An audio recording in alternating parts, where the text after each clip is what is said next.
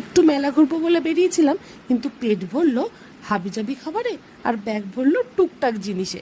নমস্কার, আমি মন্দ্রিতা, নতুন এক ব্লগে সবাইকে স্বাগত। তোমরা তো জানোই বাড়ি আসলে তেমন কাজ বাজ আমি করি না। শাশুড়ি মাই তাই বিকালে চাটা বানিয়েছিল, আমরা দুজনে বসে আড্ডা মারলাম আর চাটা খেলাম। তারপর সবাই রেডি হয়ে বেরিয়ে পড়লাম ওই যে আমাদের কাঁঠালপাড়ার রথের মেলার উদ্দেশ্যে। মেলাটা তো চলছে এখনো। যাই হোক, মেলায় ঢুকতে না ঢুকতেই চোখে পড়ে গেল মেয়ের এই নাগরদোলনাটা। আর মেয়েকে তো নাগরদোলনায় চড়াতেই হবে, ওর খুব পছন্দের নাগরদোলনা। তারপর আমরা মেলার দিকে আস্তে আস্তে এগোলাম, আর প্রথমেই চলে গেলাম ওই যে ঠাকুরটা যেখানে সাজিয়ে রাখে সেখানে। প্রথমে ঠাকুরের দর্শন করলাম, ঠাকুরকে প্রণাম করলাম, তারপর এবার ঢুকলাম মেলার দোকানের দিকে। আর যতই মেলার দোকানের দিকে ঢুকছিলাম ততই আমাদের প্ল্যানটা না চেঞ্জ হয়ে যাচ্ছিল। মানে যেটা দেখছিলাম সেটাই পছন্দ হচ্ছিল, এটা কিনি ওটা কিনি করে টুকটাক জিনিসে ব্যাগ গেল ভরে আর পকেট হলো খালি।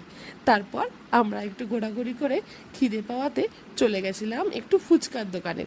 গিয়ে জমিয়ে ফুচকা খেলাম, তারপর মুচমুচে পাঁপড়, কারণ রথের মেলা তো পাঁপড় খেতেই হবে।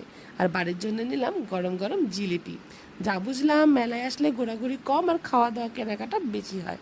তারপর বাড়িতে ঢুকেই শুরু হয়ে গেল ওই টুকটাক জিনিসের আমাদের গ্র্যান্ড ওপেনিং। আর কোনটা ভালো কোনটা খারাপ তার আলোচনা। যাই হোক, আজ তাহলে আসি, দেখা হচ্ছে অন্য কোনো ব্লগে।